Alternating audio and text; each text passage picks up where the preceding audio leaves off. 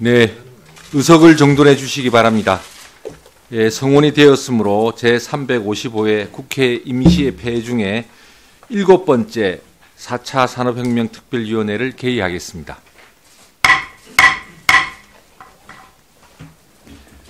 네, 국회 4차 산업혁명 특별위원회는 공청회와 업무보고 또 조창간담회까지 1월 달에 정말 뜨겁게 보내고 있습니다. 오늘은 기획재정부 업무보고입니다. 의사일정 제1항 기획재정부 업무보고를 상정합니다. 오늘 업무보고를 실시하는 기획재정부는 정부의 혁신성장 정책을 총괄하고 있습니다. 4차 산업혁명에 대한 대비와 혁신성장은 밀접한 관계가 있다고 볼 수 있습니다. 또 혁신성장을 앞장서서 이끌고 계시는 김동연 부총리 겸 기획재정부 장관께서 오늘 함께해 주셔서 감사드립니다. 잘 아시다시피 세계는 4차 산업혁명을 통한 혁신 중심의 경제구조로 빠르게 전환되고 있습니다. 혁신 시스템 그 자체를 혁신하자. 이것이 화두이고 성장 모델도 과감하게 바꾸어 가자. 이런 것이 요구받고 있습니다. 융합의 시대니까 정부가 어떤 신기술, 신산업에 대해서 어떤 선관을 갖고 집중 육성하던 시대는 지나가고 있습니다. 대기업이 마른 수건 쥐어짜듯이 하청관계 속에서 공정기술을 바탕으로만 혁신을, 성장을 추진하던 그런 시대는 지나갔고 사내외 벤처나 협력업체와 어떻게 개방적 혁신을 해나가느냐, 이 점이 매우 중요한 시대입니다. 또 국민들의 인적 역량도 강화하는 데 많은 예산이 투여돼서 국민들도 4차 산업혁명의 당당한 주역이 될 수 있도록 하는 것 또한 굉장히 중요한 일이라고 생각합니다. 혁신성장의 주체는 물론 시장과 기업입니다만 그 기반을 마련하기 위해서는 정부의 역할도 매우 중요합니다. 오늘 회의를 통해서 창의와 혁신이 살아 숨쉬는 역동적인 경제 인프라를 구축하기 위한 바람직한 정책 방안들이 논의될 수 있기를 기대하면서 업무보고에 들어가도록 하겠습니다. 참고로 오늘 회의는 국회 방송에서 생중계되고 있습니다. 참고해 주시기 바랍니다. 그러면 먼저 김동연 부총리 겸 기획재정부 장관 나오셔서 인사하시고 보고해 주시기 바랍니다. 네, 우리 차관보님 수고하셨습니다. 네, PPT를 준비하느라고 수고하셨고요. 또 자료를 바탕으로도, 업무보고 자료를 바탕으로도 많은 질의가 있을 수 있다고 생각합니다. 다음은 의원님들께서 질의하실 순서입니다.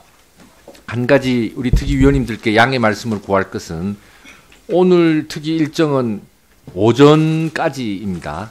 부총리의 일정을 쪼개서 오늘 이렇게 우리 특위에 출석을 해 주었기 때문에 오전에 마무리돼야 돼서 제가 조금 전에 간사님들과 협의를 했습니다. 그래서 통상은 저희가 답변 시간을 제외하고 질문 시간만 3분 플러스 1분 이렇게 진행을 했습니다만 오늘은 3분만으로 진행을 하겠습니다. 그래서 특위위원님들께서 시간 관리를 잘 해주시고 제가 조금 냉정하게 시간 관리를 하더라도 모든 의원님들이 질의에 참여하기 위한 과정이니까 이해해 주시기 바랍니다.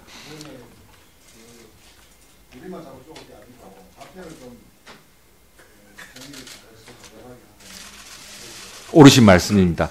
부총리께 부탁 말씀을 드리는데요. 이제 시간은 이제 질문 시간만 체크가 되기 때문에 답변 시간은 충분히 활용할 수 있습니다만 많은 의원님들이 질의에 참여할 수 있도록 요점 위주로 현안과 정책 과제 중심으로 답변을 해 주실 것을 부탁드리겠습니다. 네, 잘 알겠습니다.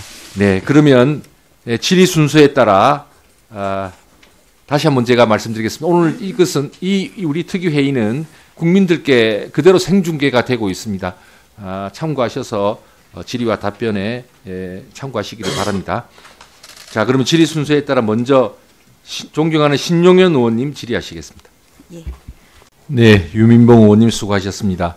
부총리님, 우리 의원님들께서 벌써 좀 구체적인 정책 아젠다에 대해서 조금 더 찾고 계십니다. 지금 저희 특위가 2월 달부터는 각 부처별로 4차 산업혁명을 촉진하고 또 사회적 안전망도 강화하고 하는 여러 가지 정책 권고안을 준비하고자 합니다. 이것은 정부와 국회가 함께 국민을 위한 4차 산업혁명 시대를 대비해가자는 그런 취지이지 정부와 국회를 나누고 여야를 나누는 그런 것이 아닙니다. 그래서 오늘 충분히 질의 답변하시고 2월 달에 실무국장들을 중심으로 해서 아마 좀 세부 정책 대안들이 이렇게 좀 더 준비되는 대로 특위에 전달해 주시면 좋겠고, 네네.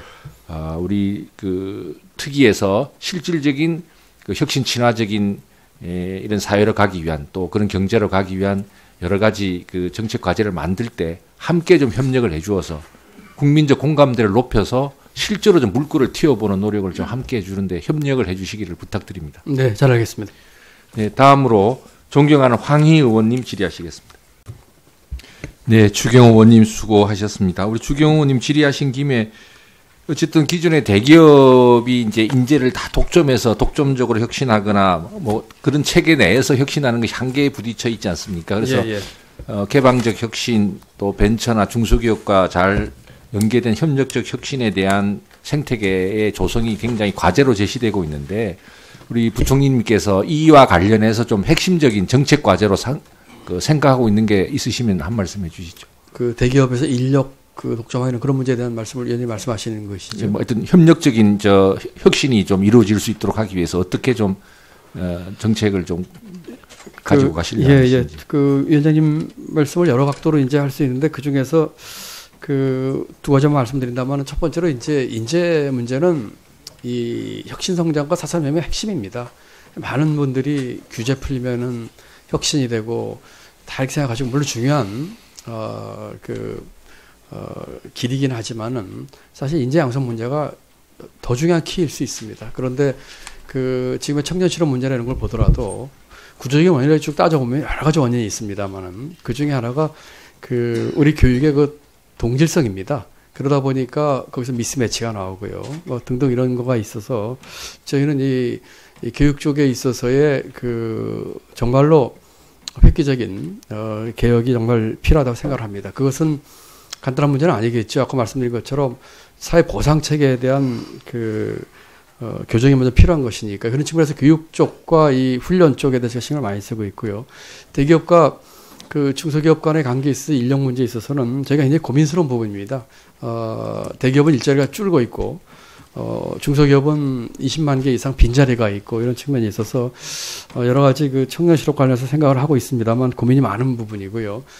저희가 그 마이크로하게 예산 사업이라든지 세제를 통해서 지원한 것 외에 보다 근본적인 대책이 있을 수 있을까 하는 것에 대해서 내부적으로 토론을 많이 하고 있는데 아직 뭐 이렇게 공개적으로 이렇게 얘기할 정도 단계는 아닌 것 같고 아까 말씀 주신 것처럼 같이 고민하면서 이 특위 앞으로 진행되면서 같이 좀 논의하는 식으로 저희들이 하면 어떨까 싶습니다. 네, 뭐 대기업도 4차 산업혁명의 중요한 주역 중에 하나라는 것은 부인할 수 없을 거고 다만 기존 이제 대기업 내 인사평가가 하청기업 관계에 있어서 얼마나 조금 각박하게 했느냐가 오히려 평가를 받고 협력적이고 중장기적 관점에 의해서 이렇게 혁신적인 조달 관계를 맺어가는 경우에는 평가를 잘 받지를 못해서 저는 사실 이런 평가 체계의 변화와 관련해서 대기업들과 허심탄회한 대화를 좀 한번 해보시고 강제할 수는 없지만 그런 방향으로 사회 보상 체계를 바꾸는 문제에 대해서 한번 검토해 보시기를 바랍니다. 예, 그렇게 하겠습니다. 제가 두 군데 큰 회사를 갔는데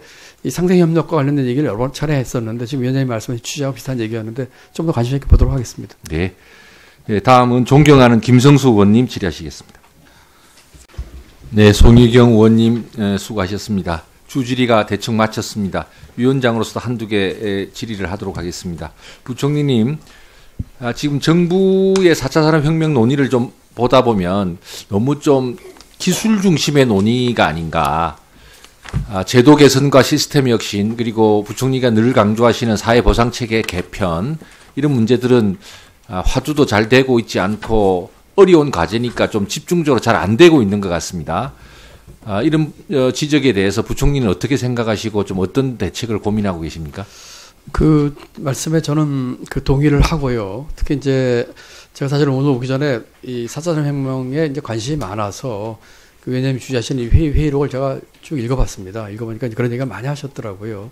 또 정부의 이제 4차 산업 특위도 있고 하는데 이제 구성의 그 구성도도 보고 했는데 말씀하신 것처럼 그 기술 문제나 그 여러 가지 그 관련되는 그 기술들이 4차 산업혁명의 이제 근간이긴 하지만 제대로 된 그 길을 가기 위해서는 저희가 보고드린 것처럼 사람 혁신 또 사회 제도 혁신까지 같이 이루어진다고 생각을 합니다.